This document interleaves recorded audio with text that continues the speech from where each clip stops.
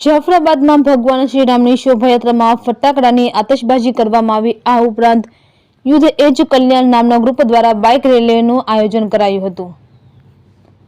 જાફરાબાદ શહેરમાં વિશ્વ હિન્દુ પરિષદ, બજરંગ દળ તેમજ માતૃશક્તિ અને દુર્ગા વાહિનીની સાથે તમામ સમાજના આગેવાનો સાથે ભવ્ય શોભાયાત્રાનું આયોજન કરાયું હતું।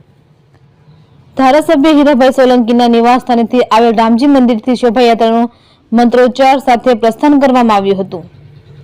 જાફરાબાદ શહેરના વિવિધ ગ્રુપો દ્વારા પ્રસાદીના સ્ટોલ ઉભા કરવામાં આવ્યા હતા। ભગવાન શ્રી રામની આ શોભાયાત્રામાં જાફરાબાદ શહેરમાં ઇતિહાસમાં પ્રથમ વખત આટલી મોટી સંખ્યામાં લોકો તેમજ મહિલાઓ જોડાયા હતા। રિપોર્ટર બાબુભાઈ વાઢેર, જાફરાબાદ। જય શ્રી રામ।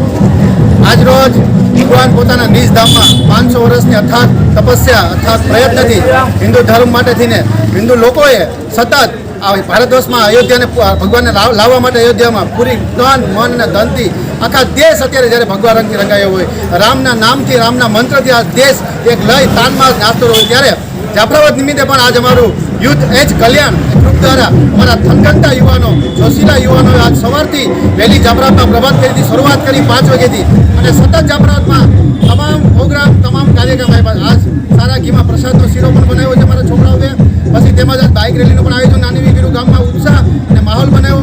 3 વાગે આજ અમારી એક ભવ્ય શોભાયાત્રાનું આખા જાફરાબાદની તમામ ધર્મ જનતા પ્રેમી છે તે આખી જાફરાબાદમાં આજ પૂરા ગામમાં આવી રીતના રેલી કાઢવાની છે અને આખું ગામ આખો જાફરાબાદ ભગવા રંગને અને રામ ભગવાનના મંત્રથી આજે રંગાયેલું છે।